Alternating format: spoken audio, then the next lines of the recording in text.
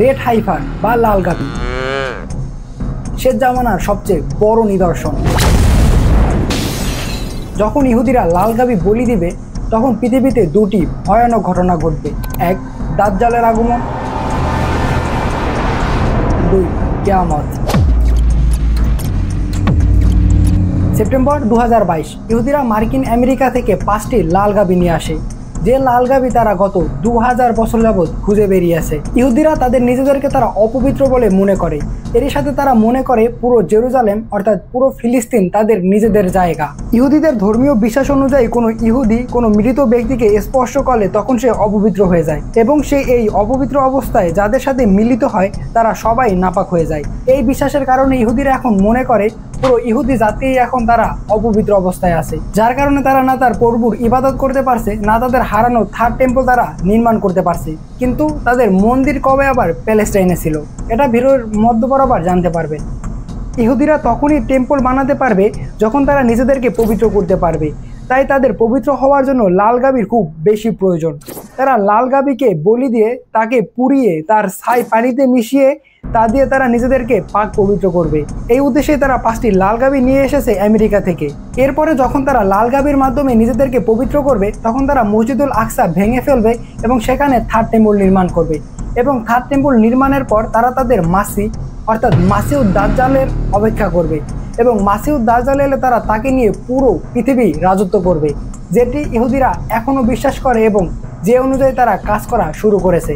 কিন্তু তাদের মাসি অনেক আগেই এসে গেছে, যে ছিল ঈসা আলাইহিসসালাম, কিন্তু তারা তাকে গ্রহণ করেনি, যার ফলে আল্লাহ তাআলা তাদের উপর ভণ্ড মাসিকে চাপিয়ে দিয়েছে। ইহুদিদের বিশ্বাস অনুযায়ী গরু দিয়ে তাদের প্রথম পাক হাসিল করা শুরু হয় হারুন আলাইহিসসালাম এবং মুসা আলাইহিসসালামের সময়কালে।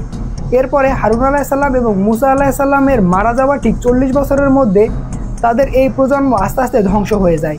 পরবর্তীতে তালুতের নেতৃত্বে তালুত ফিলিস্তিন আক্রমণ করে এবং এটি দখল করে নেয়।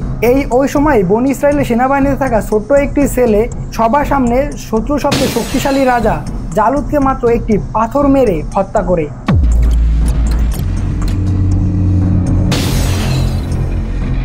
এই ছোট ছেলেটির নাম ছিল দাউদ, যাকে আল্লাহ তাআলা পরবর্তীতে তার নবী বানিয়েছেন এবং আল্লাহ তাআলা তাকে বিশাল এক সাম্রাজ্য দান করেছেন। দাউদ আলাইহিসসালামের ছেলের নামই ছিল সুলাইমান আলাইহিসসালাম এবং পরবর্তী সময় আল্লাহর সাহায্যপ্রাপ্ত হয়ে সুলাইমান আলাইহিসসালাম তার এই সাম্রাজ্যকে আরও বড় এবং শক্তিশালী করে। সেখানে বনি ইসরায়েলদের ইবাদত করার জন্য একটি বড় টেম্পল নির্মাণ করে, যাকে বলা হয় সুলাইমানি হাইকেল।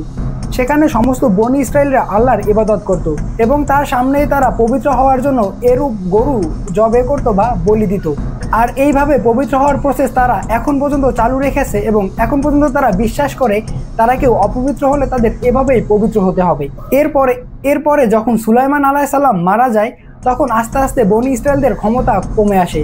এরই পাশ দিয়ে আরেকটি মহাশক্তির উদ্ভব হয়, শক্তিশালী এক সাম্রাজ্য গড়ে ওঠে এর পাশ দিয়ে, দ্য গ্রেট রোমান এম্পায়ার।